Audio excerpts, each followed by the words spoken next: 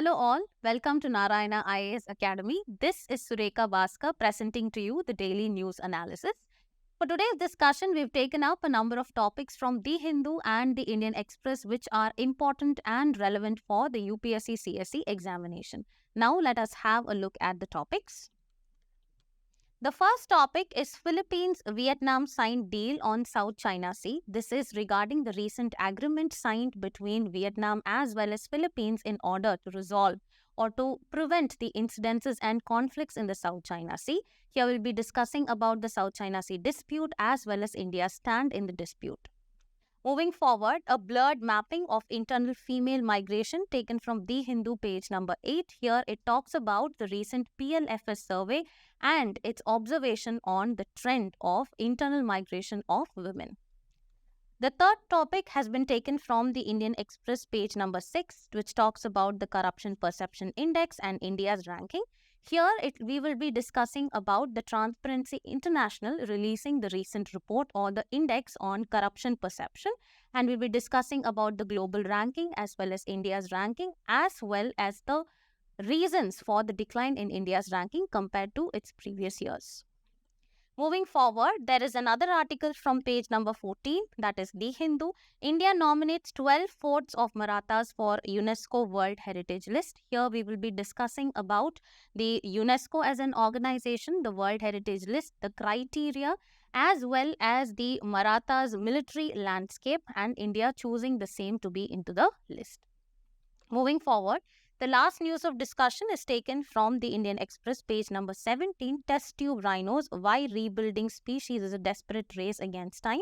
This article discusses about the successful inducing of pregnancy through in vitro fertilization in rhinos, and we'll look into the challenges of the process. The first article for the day is Philippines-Vietnam signed deal on South China Sea.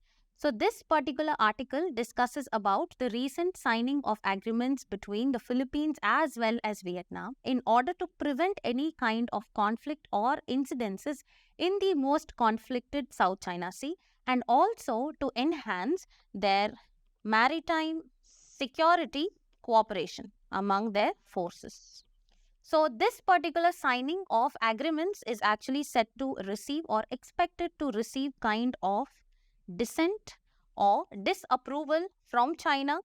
As we know, there is an increased assertiveness that China is actually doing or by claiming most of the region of the South China Sea. So over here, we will be discussing the South China Sea dispute as well as India's Act East policy, and this becomes relevant from GS paper 2, that is effect of policies and politics of developed and developing countries in India's interests. Moving forward, if we look at the previous year questions, we have a question in 2014 as well as 2016 on South China Sea as well as its geopolitical significance and also the kind of issues or the bilateral issues that will erupt between India as well as China. So moving forward, let's get into the news. The Philippines and Vietnam have actually signed the agreements in order to prevent incidences in the South China Sea and also to enhance collaboration among the maritime security forces, thereby establishing and expanding partnership. And this is expected to be met with disapproval from China. Why? Because China is actually showing its increasing assertiveness, that is, it asserts ownership over almost the entire South China Sea. So here it is important to understand what is the South China Sea, why is this the most contested region, and what is the evolution and the background of the development of discontent in this region and what is India's stand on this issue. So moving forward, let us understand about the South China Sea. Okay, so this South China Sea is situated in the Western Pacific Ocean. So this actually happens to be a marginal sea. So what is basically a marginal sea? Any kind of water body that is partially surrounded by land and which is actually open to the larger sea or the ocean. Here if you see the South China Sea, this is the South China Sea and this is actually partially enclosed by land and it is open to the larger ocean, that is nothing but it is the Pacific Ocean. Okay. So as I told you that it is present in the Western Pacific Ocean and it is partially surrounded by land, that is it becomes a marginal sea. If you see the connectivity of this South China Sea to the other seas, it is actually connected to the East China Sea via the Strait of Taiwan and to the Philippine Sea through the Strait of Luzon. So if I have to locate them on the map, here, somewhere here, we actually have the Strait of Taiwan.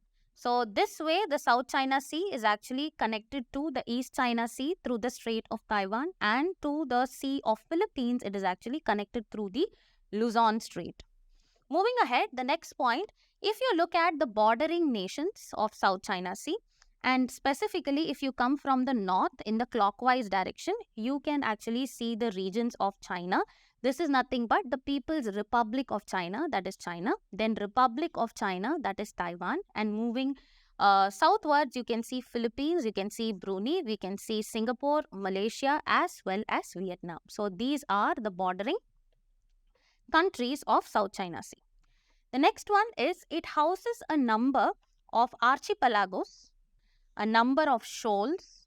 We would have heard about the Second Thomas Shoal, the Scarborough Shoals, and it has a number of islands which have been contested, especially the Spratly Islands that you can actually see here, that is the Spratly Islands, as well as the Paracel Islands. Okay, and then moving ahead, it actually has major straits which are present there. And the straits not only include the Luzon as well as the Taiwan Strait, through which it is actually connected to the Philippines as well as the East China Sea, but it also has Strait of Malacca. And this is one of the busiest shipping lanes. So this is all about the South China Sea that we need to understand. Now let us look into the significance of South China Sea. Okay, so we have actually divided this into 4, that is geopolitical significance, economic, environmental, as well as legal and diplomatic significance. Now let us discuss one by one. First is the geopolitical significance, and here we will talk about first the strategic location. Okay, so as I told you, it actually proves to be a major maritime route, and it actually connects the Pacific with the Indian Ocean, and it proves as an important passage for global maritime trade and military exercises. Now moving on to the territorial claims, as I told you that this is a focal point, that is the South China Sea has been a focal point of overlapping territorial claims as well as disputes by the countries surrounding it, including the Republic of China, People's Republic of China, as well as Vietnam, then you have Philippines, Brunei, etc. So here, this is actually, that is maintaining peace over there is important for regional stability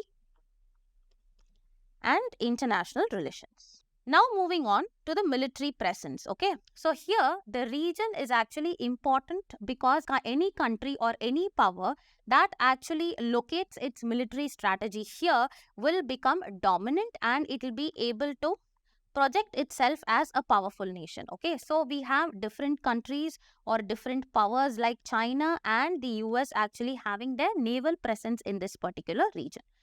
Now done with the geopolitical significance, I told you that it has a strategically important location, followed by different countries around it are actually, having territorial claims on this particular region because it's an important maritime route. It has a number of resources as well as it actually has number of military exercises been carried over there. Okay, and followed by there, I told you major powers like China and US actually have their military presence in this particular region because they want to have a power projection to the other economies around the world.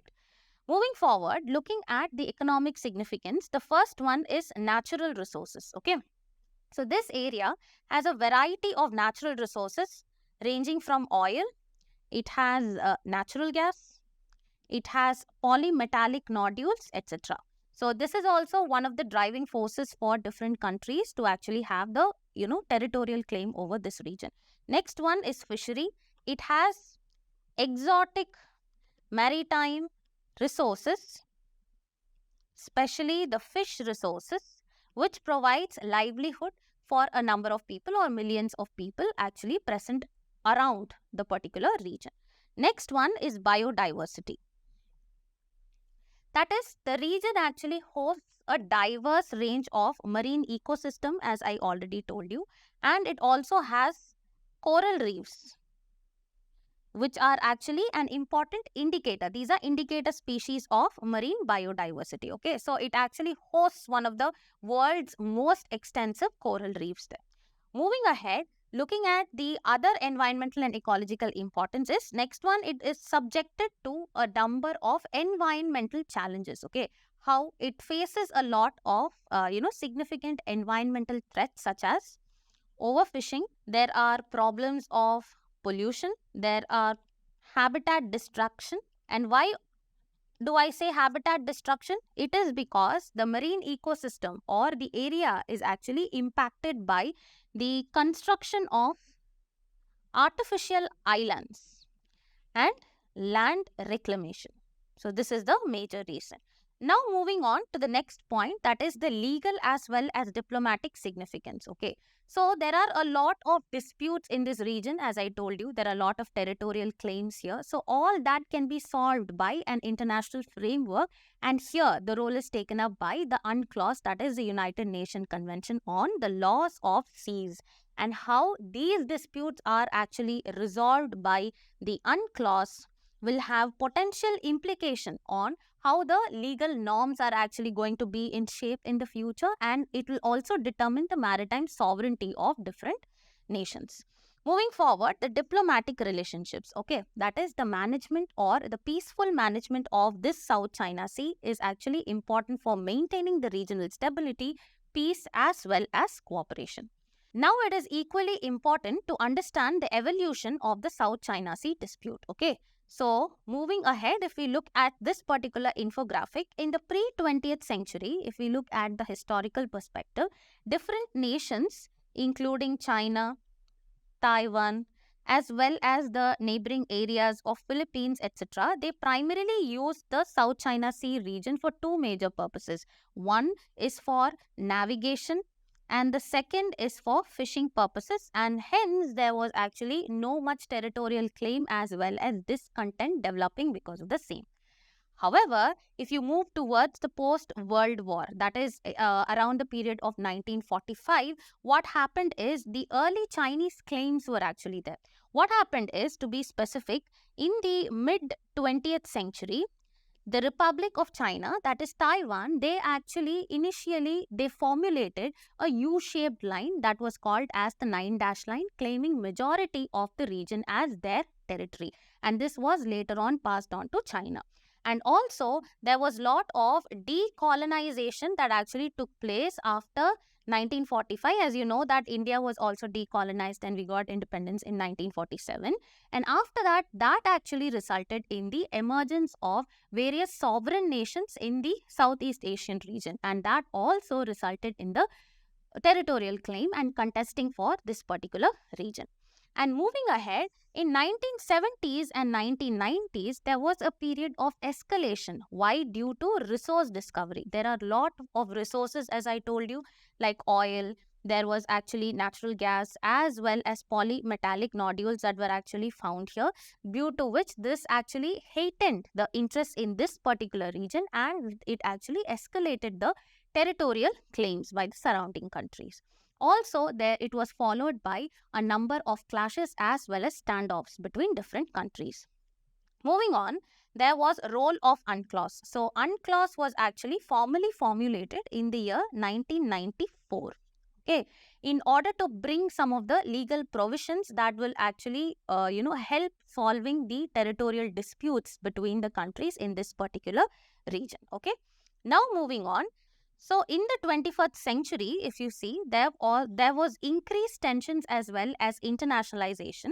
That is, what happened was, post 2000, there was increasing Chinese assertiveness in this region. Okay, and this can be seen in the dispute between China and Philippines with respect to Scarborough Shoals, following which in 2013, Philippines had actually appealed to the PCA, that is the Permanent Court of Arbitration, And the Permanent Court of Arbitration in 2016 had actually ruled against China. Okay, and however, China had rejected this particular ruling. This further complicated the diplomatic efforts that was actually in the region. And following by that, there was involvement of external powers. Okay, so why do I actually say this involvement of external powers? However, countries like the US, they were not a direct claimant of the territories or this particular region. They conducted freedom of navigation operations over here, which was called as FONOPs, that is Freedom of Navigation Operations, in citing international law in order to maintain peace as well as security in the region, and also to counter the increasing assertiveness by the Chinese. And also over here, as I told you, that there was increasing Chinese assertiveness in this particular region, there was also construction of artificial islands in this region. Now, looking into the current status as well as the future outlook, there is continued dispute in this particular region, and there are also other blocs like the ASEAN which actually are involved in this particular dispute, but however, it is not resolved yet. Next one is, there is increasing geostrategic importance of this region due to the changing geopolitics. The next one, there are a lot of diplomatic challenges in this region which requires a balance of sovereignty, regional stability, and adherence to international law. So this is actually a framework that we actually looked into. First, we saw the importance of the South China Sea. Then we actually looked into a brief history of evolution of the South China Sea dispute and what was the significance of the South China Sea. Now, what is very important for our examination is to understand India's stand on this particular dispute. So, India always follows a non-alignment policy as well as a policy of de-hyphenation with respect to its international relations. So here, there is non-involvement in the South China Sea conflict of India that focuses on protecting the economic interests, that is, its economic interests. Then, however, India opposes China's assertiveness in the South China Sea and it actually asks for a rules-based order in the Indo-Pacific. Moving forward, the trade importance. 55% of India's Indo-Pacific trade passes through South China Sea. And if you see the strategic significance, the South China Sea acts as a crucial link between the Indian and the Pacific Ocean, which is a key in Indo-Pacific geopolitics. What are the measures taken by India?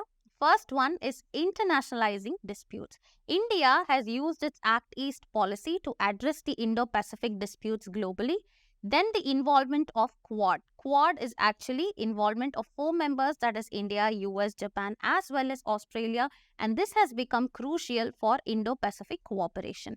Moving forward, there has been a closer collaboration with Vietnam. India's Navy operates in the South China Sea, ensuring the security of the sea lanes, and followed by soft power diplomacy, where India focuses on strengthening ties with Southeast Asian countries. Like you have the spread of Buddhism as well as other culture. Moving forward, now what is the way forward in order to resolve this particular dispute? The first one is establishing a comprehensive code of conduct. Okay, so this is nothing but it can be done by reviving negotiations that will resolve the disputes, followed by promoting sustainable fishing practices, where there were so many days there were unsustainable actually fishing taking place that was hampering the marine resources. And then moving forward, we have halting of artificial island construction by China is very, very important, and this can mitigate the ecological damage and also reduce territorial tensions. Next one is ensuring freedom of passage. That is, we need to guarantee an uninterrupted passage of civilian trade vessels. The last one is to utilize diplomacy as well as increase the process of mediation. That is, we need to encourage peaceful, multilateral negotiations for addressing the disputes. So this is the brief and the broad understanding of the South China Sea dispute. The next article that we'll be discussing is a blurred mapping of internal female migration. This is the key highlights of the PLFS survey, which actually has observed the trends in the internal migration of women and how this migration affects women's participation in the labor force. So this particular topic is actually important. That is, since we are discussing about the labor force participation of women, this is relevant from GS paper 2 mains. Specifically, issues relating to development and management of human resources, as well as we can also map it to women empowerment, society, and social justice. So moving ahead, let's look at the previous year questions in the year 2021 as well as 2014, where they've asked about the role of gig economy and also the impact of patriarchy of a middle class working woman in India. Okay, so moving ahead. So, as we discussed, the PLFS has estimated internal migration to be 27% from June 2020 to 2021.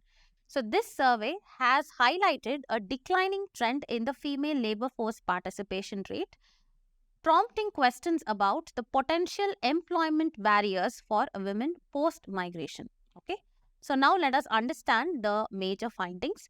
As per the PLFS survey, there are a number of reasons for internal migration or migration of women, being 81% of migration of women were attributed to marriage, migration of family members, that was actually 10%, and employment attributed to around 2.4%, and women are found to migrate intrastate, interstate as well as internationally for educational opportunities, which was actually a minuscule number when compared to marriage. That is, this was 0.48% as compared to the 81% of migration that was attributed to marriage. Next is, another finding was unemployment was there among migrant women. That is, women when actually migrate to another city, state or a country due to their unawareness of the local job markets as well as the feasibilities, what happens? They actually remain unemployed for a longer period of time. Okay, there it has been observed that only 3/4 are unemployed. And the reasons for the low number include migration or other common societal gender-based issues, as well as problem of misinformation and data itself. That is, there is no proper record of the employed as well as unemployed. And if you see the informal sector, women engaged in informal sector like agriculture, household activities, self-employed women are not marked as employed by data officially. That is why we actually have a problem of misinformation in the data itself. Moving forward, looking at the reason for the low labor force participation.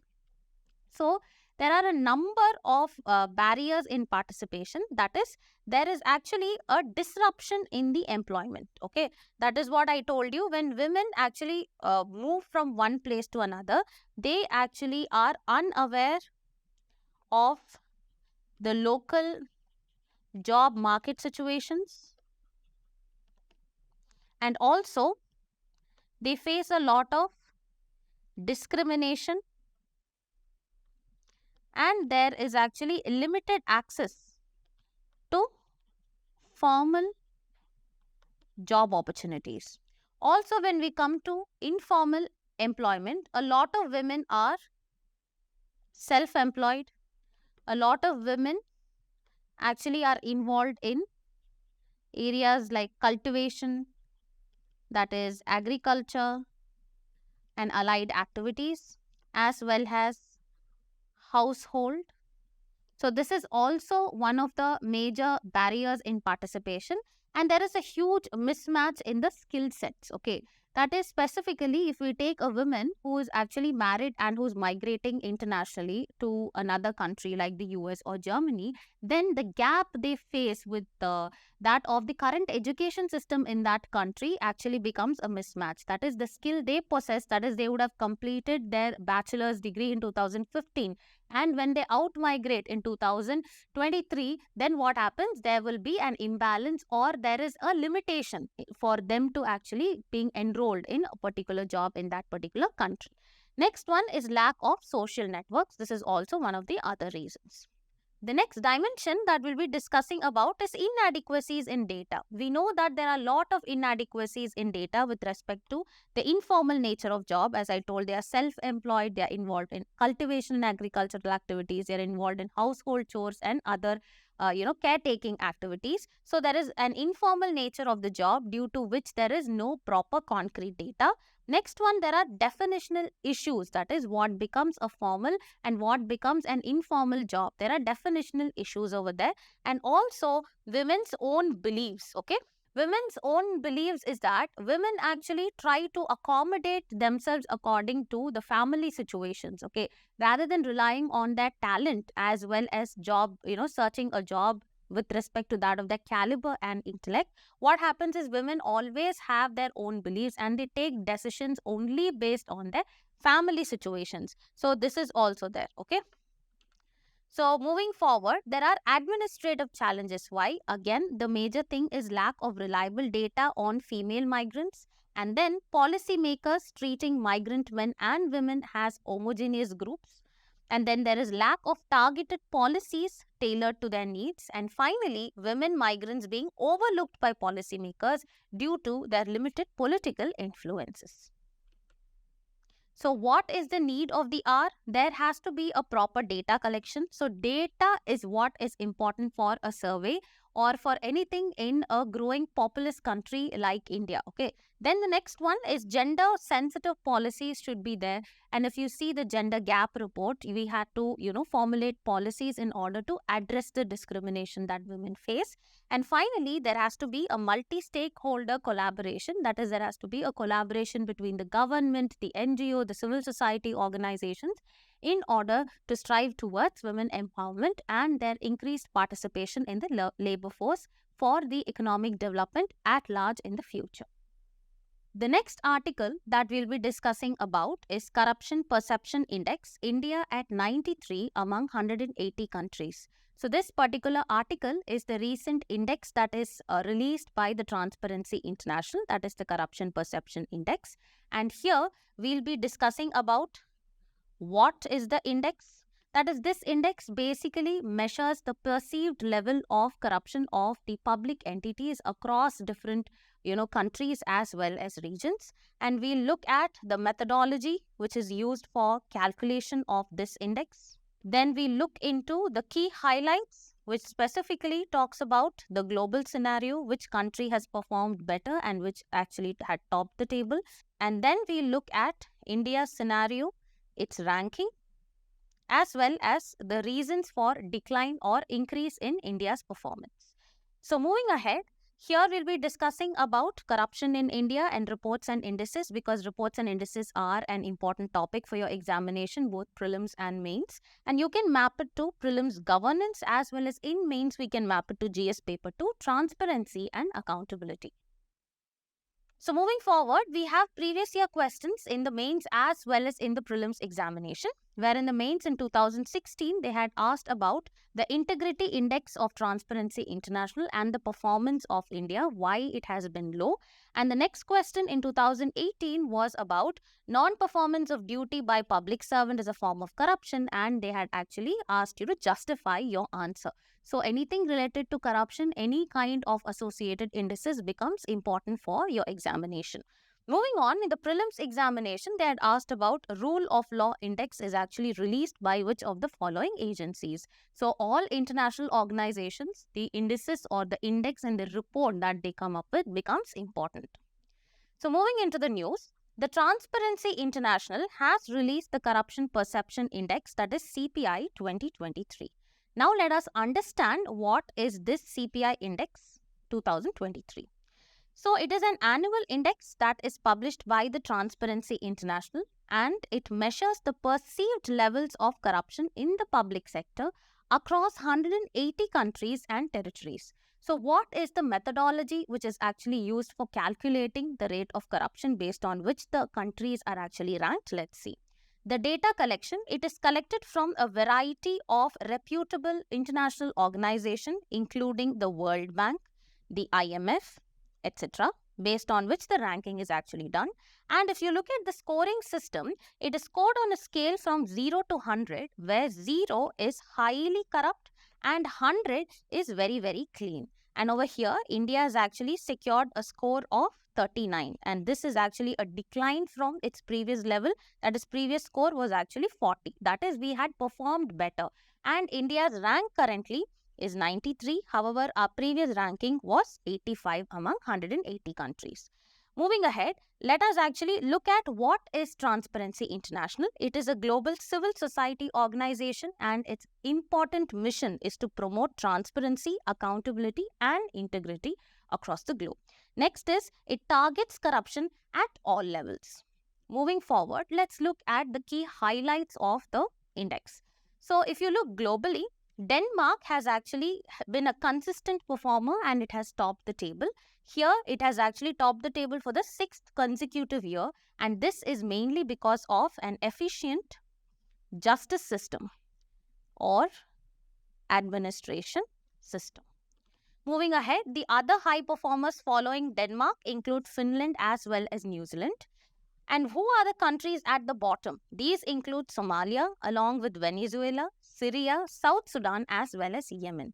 This is because of constant regional conflict, armed rebellion, and inefficient governance systems. Moving ahead, if you look at the performance of the countries over here, we can actually see the number 1 rank is backed by Denmark, followed by Finland, New Zealand, Norway. And Denmark, as I told you, it is because of the efficient administration or the justice system which is prevalent there. And India is actually at the 93rd rank. Now let us look at India's performance. India's ranking, that is, it has ranked 93rd out of 180 countries in the current index, that is 2023. However, in 2022, I told you we had performed better and we were at the 85th rank out of 180 countries.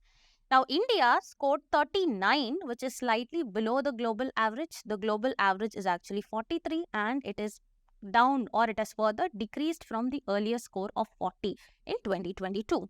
And if we see the regional comparison with our neighbors, it is actually lower than China, where China is actually in the 76th rank with a score of 42. And it is higher than that of Pakistan, where Pakistan is at the 133rd rank with a score of 29. And in the Asia Pacific average, if you actually take into account, India's score is below the regional average of 45. That is the Asia Pacific regional average. And what are the concerns that has been expressed by the Transparency International is that it raised the issues about India's narrowing civic space and the potential threats to the fundamental rights due to the implementation of certain legislation such as the Telecommunication Bill, then the BNS, etc. Now, if you look into the graph that has actually appeared here, we can see that how India's corruption score has actually changed in the last decade, since it calculates from 2012 to the current 2023, where we are actually here. That is, we have dropped from the earlier 40 to 39. The next article that we'll be discussing about is India nominates 12 forts of Marathas for UNESCO World Heritage List. Okay. So this particular article will be discussing about UNESCO World Heritage Site and about Maratha military landscape. And this becomes important from the examination as you can map it to General Studies 1, Art and Culture, and it is important for the mains as well. So moving forward, you have a previous year question about the Earth Hour. This is actually not relevant with respect to that of UNESCO, but it is just to emphasize the importance of the initiatives of bigger organizations like UNEP, UNESCO, etc. Okay, so this is actually important. Moving forward, if we see, India has proposed the inclusion of the Maratha military landscapes on the UNESCO World Heritage List for the year 2024-2025. So here, let us have a look into the Maratha military landscapes. Okay. So the origin, that is the evolution of the Maratha military landscapes actually dates back to the 17th century, and it also continued through the 18th and the 19th centuries. Okay. So it evolved during the rule of Shivaji Maharaj, 17th century to be very precise, in 1670s, and it extended to the Peshwa rule in 1818. Okay, So these are nothing but these are fortification as well as military systems, and they represent extraordinary fortification, as I told you, as well as a military system that has been envisioned by the Maratha rulers. Okay. And these are strategically positioned across diverse geographical regions, including the Sahyadri mountain ranges, the Konkan coast, the Deccan plateau, as well as the Eastern Ghats. And there is a network of 12 forts in this military landscape, and the lists which are nominated are Salher, Kandheri, Lohagarh, Panhala, Vijayadurg, Sindhurg, as well as Ginji. Moving forward, now it is important to understand the UNESCO World Heritage Site as well as the status, the category, or the eligibility for, qualifying to be a UNESCO World Heritage Site. So, this is actually given by UNESCO as locations of exceptional universal value to humanity, and the site categories include natural, cultural, or mixed sites. Okay. And now, if we look at the selection as well as the inscription process, the UNESCO World Heritage Committee decides annually which sites to inscribe on the World Heritage List. And these inscribed sites are protected under the World Heritage Convention of 1972. Now, if we look at the inclusion criteria, the sites must fill at least one of 10 criteria that have been prescribed by the UNESCO. If we see, they include human creative genius, interchange of values, it has to be a testimony to cultural traditions or developments, it has to be significant in human history, traditional human settlement, heritage associated with events of universal significance, any kind of natural phenomena of beauty, major stages of Earth's history, significant ecological and biological processes, and finally, significant natural habitat for biodiversity. So, what are the benefits in qualifying or giving a tag of the UNESCO World Heritage Site to a particular place? The first one is increased international recognition and prestige. This will in fact increase your tourism perspective also. The next one, there will be a commitment from the state to protect and to conserve the site, followed by which there will be increased tourism as we stated, and it will boost the local economies and it will actually aid the livelihoods of millions of people dependent on the same. Next is access to funding and technical assistance from international bodies like UNESCO. Moving forward, looking at the India's World Heritage Sites.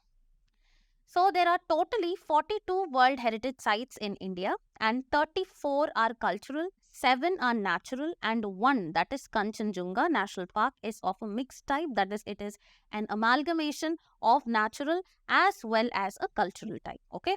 So, India has the 6th most number of UNESCO World Heritage Sites in the world. And the first sites to be given this tag were the Ajanta Caves, the Ellora Caves, the Agra Fort as well as Taj Mahal. And the most recent sites are Shantiniketan as well as the sacred ensembles of Hoysala in 2023.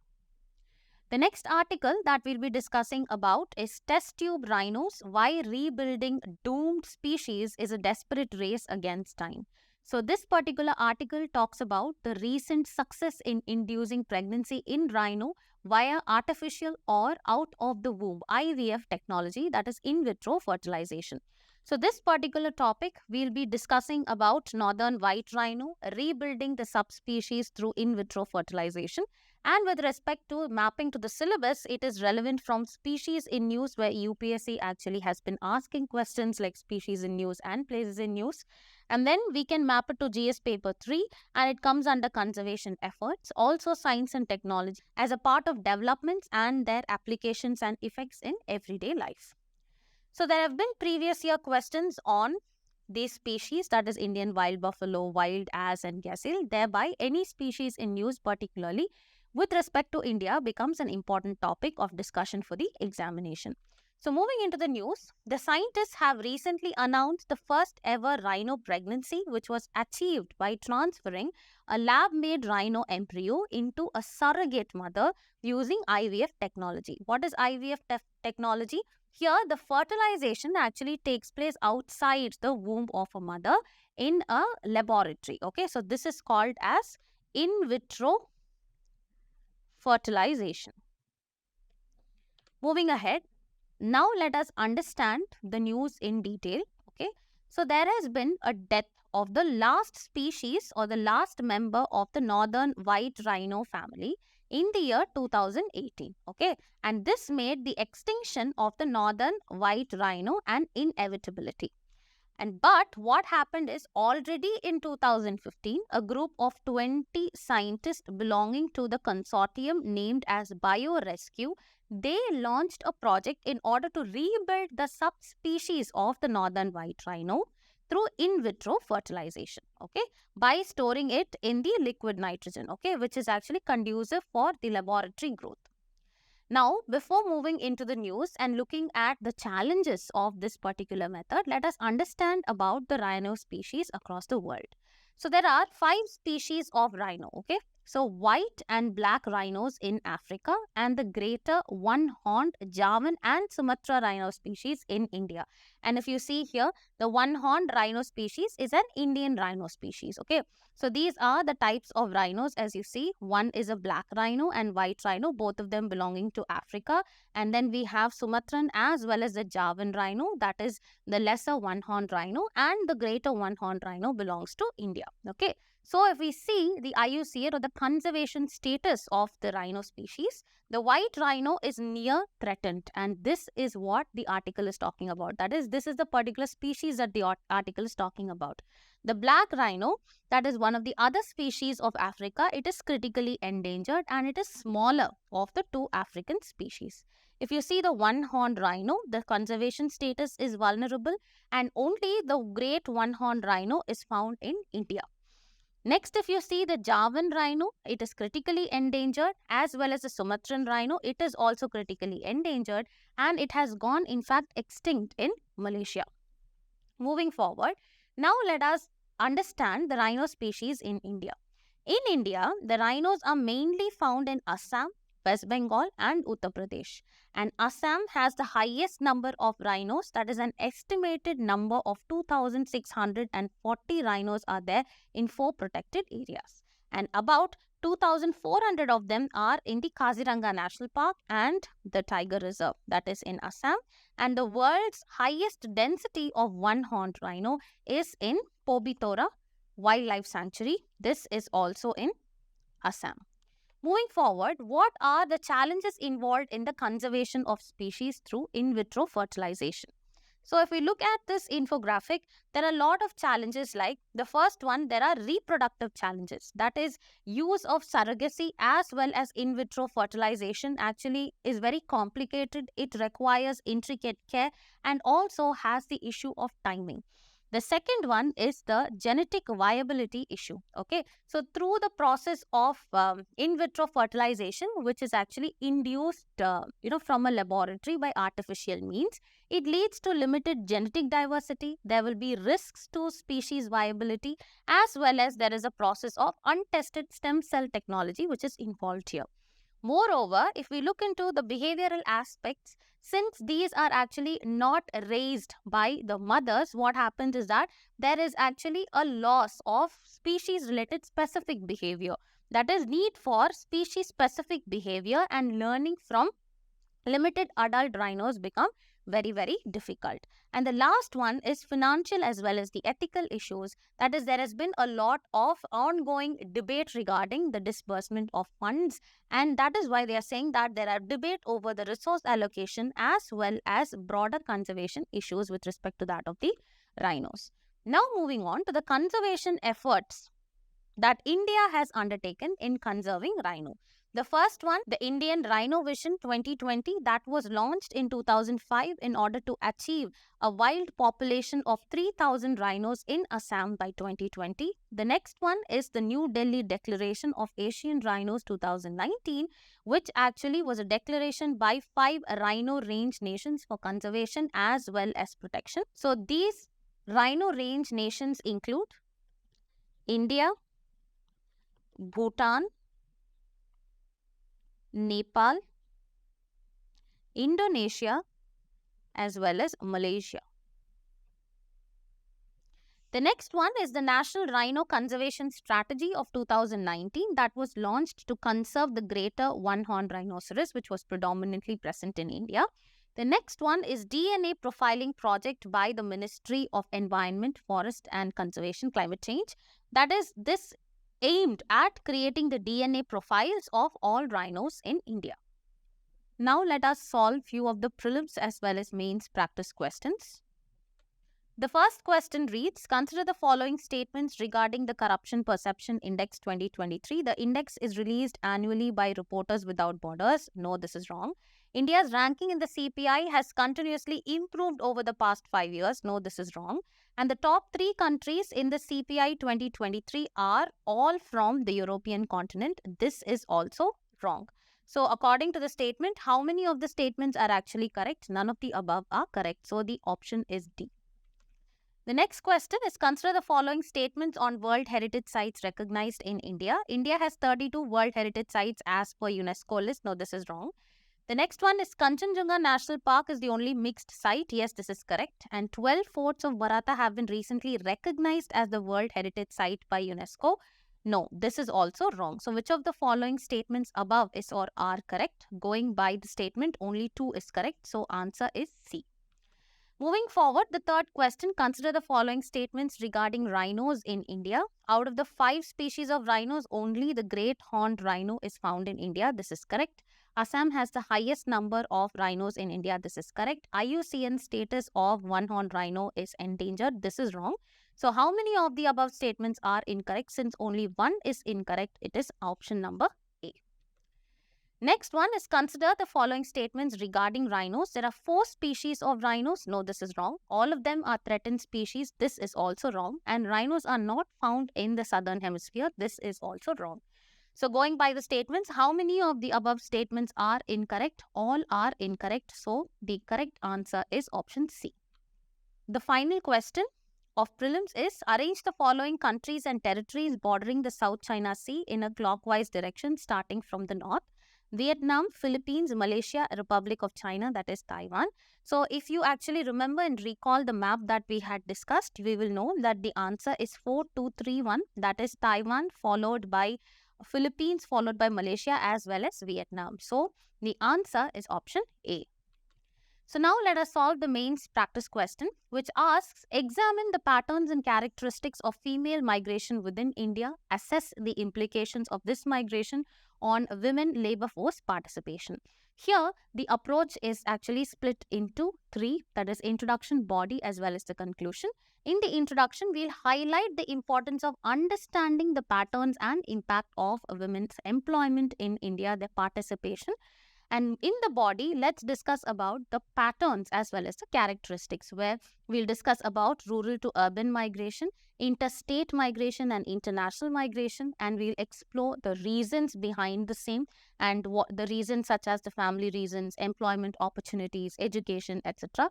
And also we will discuss the impacts, that is increased access to job opportunities because of which they move and because there is a source of income for them. And we'll discuss the challenges faced in accessing formal employment, and also we will evaluate the role of informal employment in absorbing migrant women, etc. Finally, to conclude the answer, we will emphasize the importance of addressing the employment needs of migrant women in order to promote gender equality and inclusive economic growth in the country. We are done with the daily news analysis. For regular updates, please like, share and subscribe to Narayana IAS Academy YouTube channel. Thank you.